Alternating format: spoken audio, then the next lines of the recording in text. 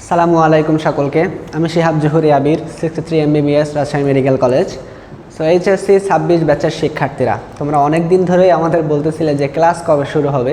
আসলে এই ক্লাসটা আমাদের লাইভ নেওয়ার কথা ছিল, কিন্তু আসলে আবহাওয়ার কারণে আমরা লাইভটা নিতে পারিনি। এর জন্য তোমাদের জন্য আমরা রেকর্ড করে দিয়ে দিচ্ছি। ওকে, সো আজকে আমরা বায়োলজির একদম বেসিক থেকে শুরু করব।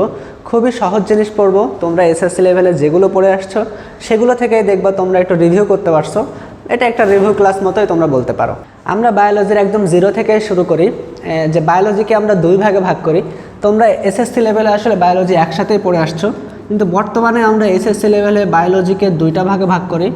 অনেকেই তোমরা জানো, তাও আমি তোমাদের একটু জানার জন্য আবার একটু রিভিউ করতেছি। একটা হচ্ছে বোটানি আর একটা হচ্ছে জুওলজি। দেখো, আমি কিন্তু ফার্স্ট ডেতেই ইংলিশ লেখা শুরু করে দিয়েছি। বোটানি কিন্তু আমি বাংলাতে লিখিনি, বা জুওলজি কিন্তু আমি বাংলাতে লিখিনি, তাই না? সো এখন থেকে তোমাদের এটা মাথায় নিয়ে চলতে হবে যে আমরা বায়োলজিতে যে কয়টা ওয়ার্ড জানবো সবগুলো অবশ্যই ইংরেজি আমরা জেনে ফেলবো। এবং বায়োলজিতে কিছু ল্যাটিন ওয়ার্ড আছে যেগুলোকে আমরা বায়োলজিক্যাল ওয়ার্ড বলি বা মেডিকেল টার্ম বলি। এই টার্মগুলো আমাদের খুব ভালো করে জানা উচিত, আর এই টার্মগুলো জানলে আসলে তোমার জন্য বায়োলজি বোঝা খুবই সহজ। দেখো, বায়োলজি শব্দটি যে দুইটা শব্দে মিলে, বায়োস আর লোগোস। বায়োস মানে হচ্ছে জীবন, আর লোগোস মানে হচ্ছে নলেজ বা জ্ঞান। সো বায়োস আর লোগোস এই দুইটা মিলে বায়োলজি শব্দ। এগুলো তোমরা কিন্তু ছোটোবেলায় পড়ে আসছো বা এসএসসি লেভেলে পড়ে আসছো, তাই না? এখন দেখো, আমি শুরু করি। জুওলজির জনক আসলে কে? জুওলজির জনক এমন একটা ব্যক্তি, তোমাদেরকে আমি ক্লু দেই একটু, তোমরা বলার চেষ্টা করবা যে জুওলজির জনক এমন একটা ব্যক্তি পৃথিবীতে, তিনি একটা বিখ্যাত গুরু বা বড় একটা গুরু হিসেবে পরিচিত। তার এমন কোনো বিজ্ঞানের ফিল্ড ছিল না, ফিজিক্স থেকে শুরু করে কেমিস্ট্রি, বায়োলজি, তোমার নৃতত্ত্ব বিজ্ঞান, সমাজ বিজ্ঞান, রাজনীতি, প্রায় সবগুলোতেই তার বিচরণ ছিল। তিনিই হচ্ছে সেই জুওলজির জনক। তোমাদের কি মাথায় আসতেছে কিছু? তাও যদি মাথায় না আসে, আমি তোমাদের মনে করাই দেই, তিনি এমন এক ব্যক্তির গুরু ছিলেন যিনি সারা বিশ্ব জয় করেছিলেন, অর্থাৎ সারা বিশ্বে তিনি জয় করেছিলেন, পৃথিবী জয় করেছিলেন। কে সে? তোমরা যদি আমার ক্লাসের সামনে থাকতো অবশ্যই আমি সবার কাছে উত্তর শুনতাম। যেহেতু তোমরা অনলাইনে, তোমরা কমেন্ট করার চেষ্টা করো। ওকে, সো দেখো, তার নাম হচ্ছে আর কেউ নয়, মহাবিজ্ঞানী অ্যারিস্টটল। ঠিক আছে? সো কে? অ্যারিস্টটলকে আমরা বলি কি? অ্যারিস্টটলকে আমরা বলি জুওলজির জনক, তাই না? অ্যারিস্টটল হচ্ছেন জুওলজির জনক। আর বোটানির জনককে? দেখো, জুওলজির জনক বা বায়োলজির জনক অ্যারিস্টটল, যাই হোক, তোমরা কিন্তু এগুলো পড়ে আসছো, কিন্তু বোটানির জনক কিন্তু তোমরা কোনোদিন শুনোনি। এবং এই নামটা দিয়েই তোমরা, যেহেতু আমরা শুরু করতেছি, তাহলে বুঝবা যে জুওলজি থেকে বোটানি কিন্তু আমরা একটু তুলনামূলক কঠিনই বলে থাকি।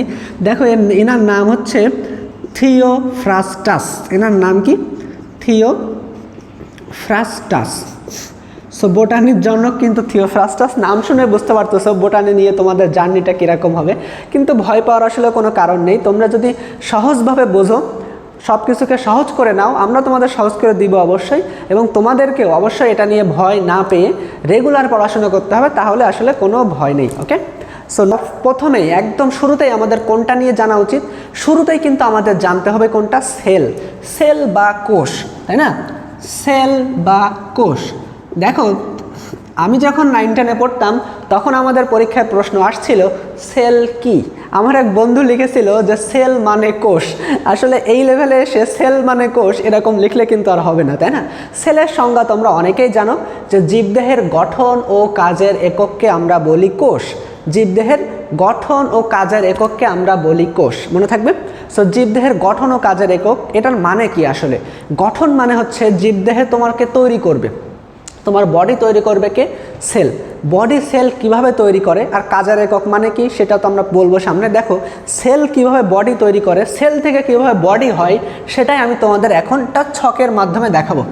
দেখো, জীবদেহের গঠন ও কাজের একককে বলে কোষ। অনেকগুলা কোষ যখন একই জায়গা থেকে উৎপন্ন হয় এবং একই ধরনের কাজ করে, তখন সেই কোষের সমষ্টিকে আমরা বলি টিস্যু বা কলা, মনে থাকবে। সো অনেকগুলা কোষ যখন একই ধরনের কাজ করে, একই জায়গা থেকে উৎপন্ন হয়, সেই কোষের সমষ্টিগুলোকে আমরা বলি কলা বা টিস্যু। এটা কিন্তু সবরি কলাও না বা সাগর কলাও না, এটা কিন্তু দেহের কলা বা টিস্যু। এখন আমি যেহেতু শুরু থেকে শুরু করছি, আমি তোমাদের প্রত্যেকটা নিয়েই, এই যে ছক আমি একটা দিব, এই ছকের প্রত্যেকটা অংশ নিয়ে আমি আলোচনা করব। দেখো, এই অনেকগুলা টিস্যু মিলে দেখো অনেকগুলো টিস্যু মিলে অনেকগুলো টিস্যু কি টিস্যু হতে পারে সেটা আমি আলোচনা করব। তবে এখন একটু জেনে রাখো যে অনেকগুলো টিস্যু যখন একসাথে হয় তখন তৈরি হয় অঙ্গ। তখন কি তৈরি হয়? অঙ্গ বা অর্গান। অনেকগুলো টিস্যু যখন একসাথে হয় তখন তৈরি হয় অঙ্গ বা অর্গান। মনে থাকবে? সো অর্গান বলতে তুমি কি বোঝো? দেখো আমাদের হাত একটা অর্গান, আমাদের মুখ একটা অর্গান, আমাদের জিহ্বা একটা অর্গান, তাই না? আমাদের পাকস্থলী একটা অর্গান, আমাদের পা একটা অর্গান, আমাদের হার্ট একটা অর্গান, আমাদের লিভার একটা অর্গান। সো এইগুলো সব কি অর্গান, তাই না? সো অনেকগুলো কোষ যখন অনেকগুলো টিস্যু যখন একসাথে মিলে একটা কাজ করে তখন সেটার নাম হয়ে যায় অর্গান।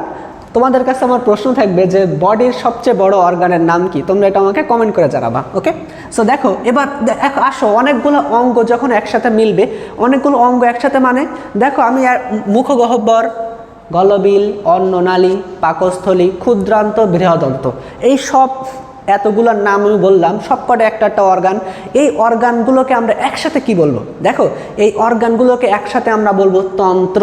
আমি যেগুলোর নাম বললাম মুখগহ্বর, গলবিল, অন্ননালী, পাকস্থলী, ক্ষুদ্রান্ত, বৃহদন্ত, এগুলো কোন তন্ত্র? এগুলো কিন্তু পরিপাক তন্ত্র। এগুলো কি তন্ত্র? পরিপাক তন্ত্র। সো অনেকগুলো অর্গান মিলে তৈরি হয় সিস্টেম। সিস্টেমের বাংলায় হচ্ছে তন্ত্র, তাই না? সিস্টেমের বাংলায় হচ্ছে তন্ত্র। এই যে দেখো আমি কিন্তু শুরু করেছিলাম কোষ থেকে, এখনও কিন্তু আমি বডি পর্যন্ত পৌঁছাতে পারিনি, তাই না? সো অনেকগুলা কোষ মিলে তৈরি হয় টিস্যু, অনেকগুলা টিস্যু মিলে তৈরি হয় অর্গান, অনেকগুলো অর্গান মিলে তৈরি হয় সিস্টেম, আর এই অনেকগুলা সিস্টেম মিলে তৈরি হয় আমাদের বডি। অনেকগুলা সিস্টেম মিলে তৈরি হয় আমাদের বডি বা দেহ। মনে থাকবে? সো এবার একদম শুরু থেকে শুরু করি। কোষ নিয়ে আমরা বলি কোষ কয় প্রকার? কোষ কয় প্রকার আমরা দেখো ছোটোবেলায় কিন্তু তোমরা বিভিন্নভাবে পড়ছো, এবং এটাই হবে আমাদের সামনের লেকচার যে কোষ কয় প্রকার বা কোষকে আমরা কীভাবে ভাগ করতে পারি। দেখো আমরা একদিক থেকে বলতে পারি যে নিউক্লিয়াসের গঠনের দিক থেকে আমরা বলতে পারি যে কোষ হচ্ছে আদি কোষ আর কি প্রকৃত কোষ, তাই না? যাদের নিউক্লিয়াস সুগঠিত তারা হচ্ছে প্রকৃত কোষ, যাদের নিউক্লিয়াস সুগঠিত নয় তারা হচ্ছে আদি কোষ। মনে থাকবে? এটা একটা ভাগ করলাম। অন্যভাবে আমরা ভাগ করতে পারি দেহকোষ ও জনন কোষ। আমরা কি ভাগ করতে পারি? দেহকোষ ও জনন কোষ, তাই না? দেহ গঠনে অংশ নেবে দেহকোষ, আর জনন প্রক্রিয়া সম্পন্ন করবে জনন কোষ। ওকে, সো এটা গেল কোষের ক্লাসিফিকেশান। এবার আসো টিস্যুর ক্লাসিফিকেশান। টিস্যুকে আমরা কয় ভাগে ভাগ করতে পারি? দেখো ছোটোবেলায় তোমরা পড়ে আসছো বা এসএসসি লেভেলে, যদি আমরা উদ্ভিদ টিস্যুর কথা চিন্তা করি, আমি বডিটা মুছে দেই। দেখো যদি আমরা উদ্ভিদ টিস্যুর কথা চিন্তা করি, তাহলে যদি আমরা উদ্ভিদের কথা চিন্তা করি, উদ্ভিদ টিস্যু আসলে দুই প্রকার কি? একটা হচ্ছে ভাজক টিস্যু আর একটা হচ্ছে স্থায়ী টিস্যু, তাই না? ভাজক টিস্যু আর স্থায়ী টিস্যু, এগুলো কিন্তু তোমরা ছোটোবেলায় পড়ে আসছো। আমি জাস্ট আজকের ক্লাসে তোমাদের একটু মনে করাই দিচ্ছি, জাস্ট, ঠিক আছে? আজকে মনে করাই দিচ্ছি। ওকে, সো ভাজক টিস্যু আর স্থায়ী টিস্যু এগুলো তোমরা পারবা। উদ্ভিদ টিস্যুটা তোমাদের মনে থাকবে, কিন্তু প্রাণী টিস্যুটা তোমরা আসলে মনে থাকে না প্রায়, এবং এসএসসি লেভেলে আমার মনে হয় না যে অত ভালো করে তোমরা পড়ে আসছো। দেখো প্রাণী টিস্যুটা, দেখো প্রাণী কলাকে যদি আমরা বা প্রাণী টিস্যুকে যদি আমরা ভাগ করি, প্রাণী টিস্যু 4 ধরনের। কয় ধরনের? প্রাণী টিস্যু 4 ধরনের। কি কি? দেখো প্রাণী টিস্যুর মধ্যে প্রথমে একটা টিস্যু হচ্ছে আবরণী কলা, অর্থাৎ আমাদের বাইরে দেহের আবরণ যে তৈরি করে সেই টিস্যুকে বলা হয় আবরণী কলা। তাহলে একটা আসো আবরণী কলা, তাই না? বা আবরণী টিস্যু। নেক্সট একটা টিস্যু দেখো আমাদের বডির যে মাসেল তৈরি করছে, তাই না? তাহলে পেশি কলা বা পেশি টিস্যু। তাহলে মাসেল তৈরি করবে কোন টিস্যু? পেশি কলা বা পেশি টিস্যু, তাই না? আমরা যে এত সুন্দর চিন্তা ভাবনা করতে পারতেছি, চিন্তা ভাবনার শক্তি মানে স্মৃতিশক্তি বা স্নায়ু কোষ, তাই না? তাহলে আরেকটা টিস্যুর নাম কি? দেখো স্নায়ু টিস্যু। স্নায়ু টিস্যু, অনেকগুলা স্নায়ু কোষ মিলে কি তৈরি করে? স্নায়ু টিস্যু তৈরি করে।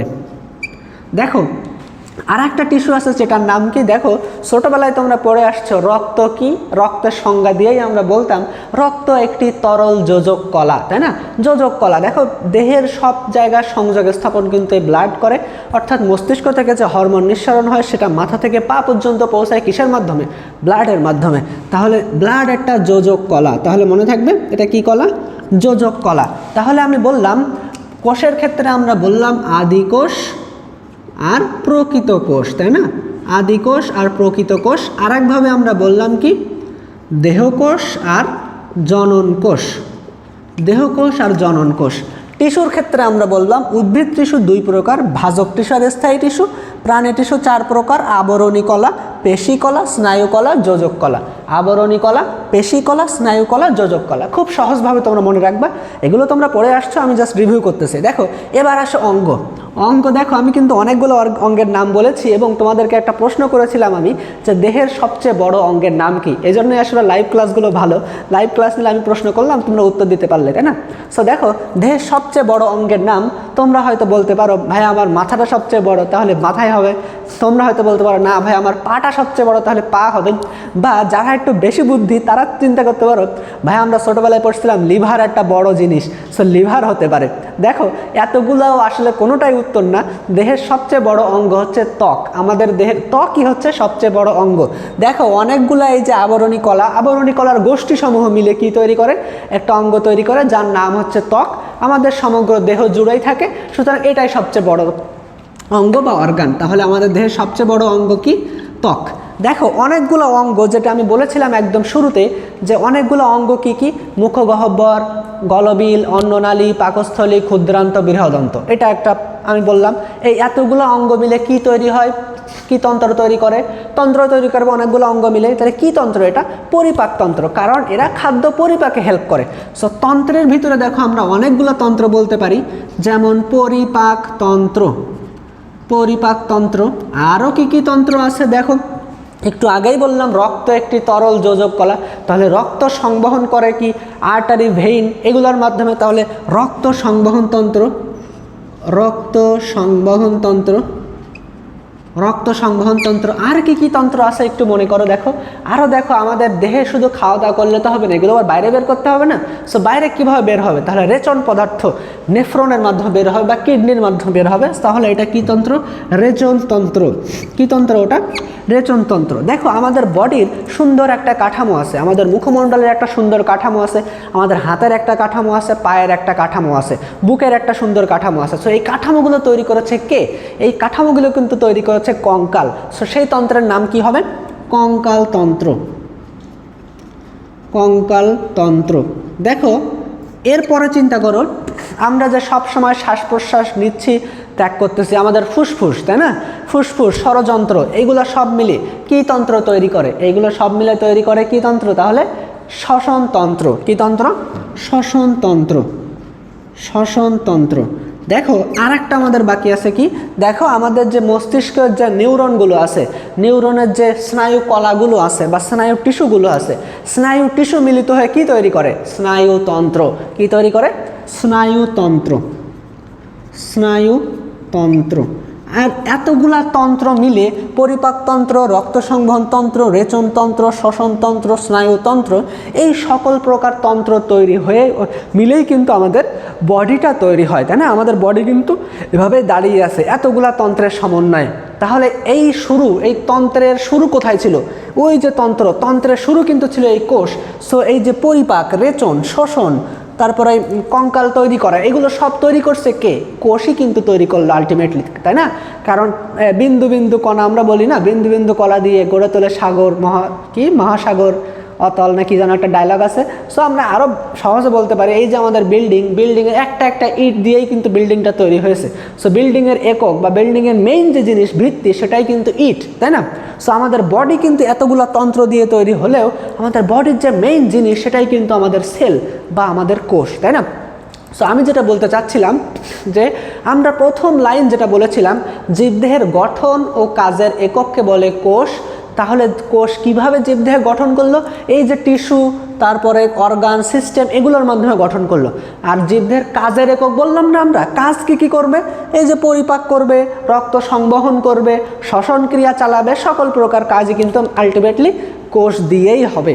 সো আজকে আমরা মোটামুটি তোমাদের একটু রিভিউ করার চেষ্টা করলাম। সামনে আমরা অন্য একটি ক্লাসে এর পরের অংশ অর্থাৎ ডে 2তে আমরা বায়োলজি কী কী শিখবো সেগুলো আসলে নিয়ে আলোচনা করব। দেখো শুরুতেই যদি তোমরা কঠিন জিনিসগুলো নিয়ে পড়ে থাকো তাহলে কিন্তু আসলে বায়োলজি তোমাদের শুরু থেকে কঠিন লাগবে, ফার্স্ট ইমপ্রেশন খারাপ হয়ে যাবে। এজন্য আমি আসলে তোমাদের 9-10-এ যেগুলো পড়ে আসছো সেগুলো থেকে আস্তে আস্তে করে তোমাদের একটু একটু করে বিল্ড আপ করার চেষ্টা করতেছি। সো আশা করি তোমরা আমাদের সাথেই থাকবা। সো যারা যারা এখনও সাবস্ক্রাইব করোনি সাবস্ক্রাইব করে ফেলো। সামনের ভিডিওতে দেখা হবে ইনশাল্লাহ। ধন্যবাদ সকলকে। আসসালামু আলাইকুম।